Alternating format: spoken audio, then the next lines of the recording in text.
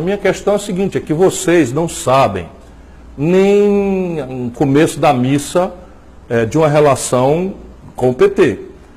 Eu ajudei o PT e o Lula ao longo dos últimos 20 anos.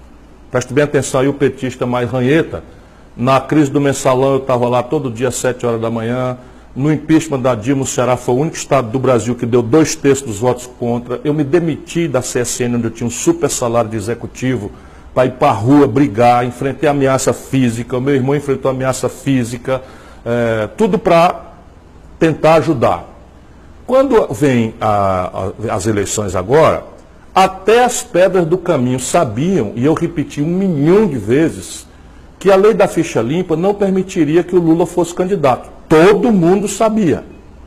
O que é que faz o PT? Resolve vamos dizer, assustar o povo brasileiro ou comover o povo brasileiro, como preferir, lançando uma candidatura natimorta do Lula, cuja premissa é a ignorância da gente.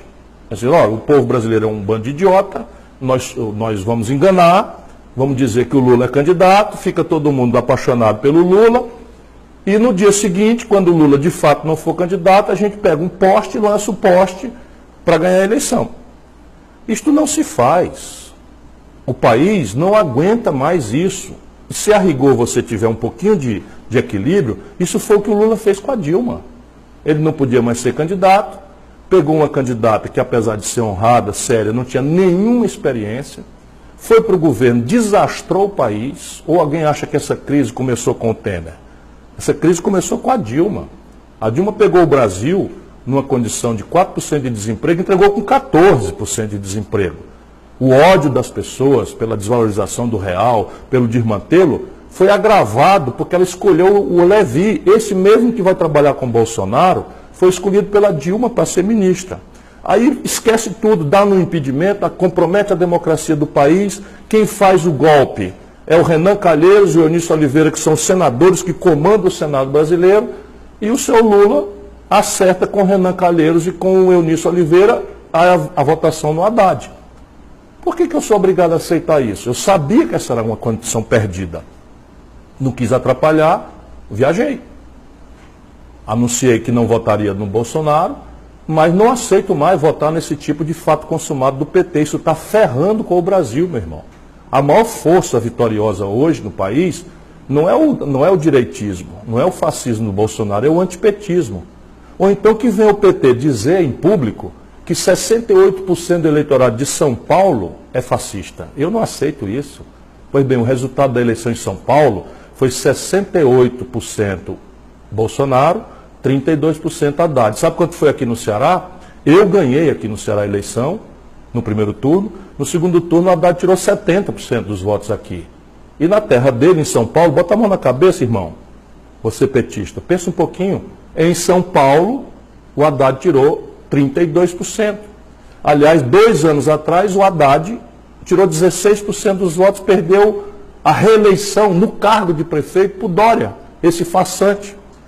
Nenhum país do mundo, nenhum partido político do planeta Terra escolheria uma pessoa que, a despeito, volto a dizer, de ser uma boa pessoa, com esse tipo de biografia, para liderar o país numa hora tão ameaçadora e crítica quanto essa. Mas passei o primeiro turno inteiro denunciando o Bolsonaro. Agora, eu desafio um petista a mostrar uma frase de um petista graduado, ou muito menos do Haddad, no primeiro turno, contra o Bolsonaro. Essa é a questão. Então, repare bem, isso é o que está visto. Bastidor. PT meteu dinheiro na campanha, PT pagou fake news na internet, PT pagou grupo de agressão no WhatsApp. E sabe contra quem? Não foi contra o Bolsonaro, tudo contra mim. PT fez o diabo, chantageou o PCdoB para retirar a candidatura da Manuela, depois sumiu com a Manuela do PCdoB da campanha.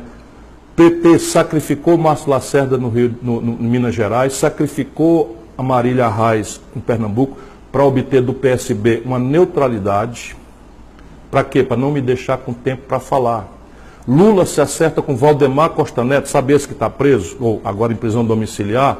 Lula acertou-se com ele para não deixar o tal fração do Centrão vir em meu apoio. Ou seja, me escolheram como adversário de forma mesquinha, miúda, inescrupulosa e antidemocrática, e depois acham que eu sou obrigado, 20 anos de luta, a repetir. De maneira que entre o fascismo e a corrupção sistemática que a cúpula do PT representa, eu optei por sair.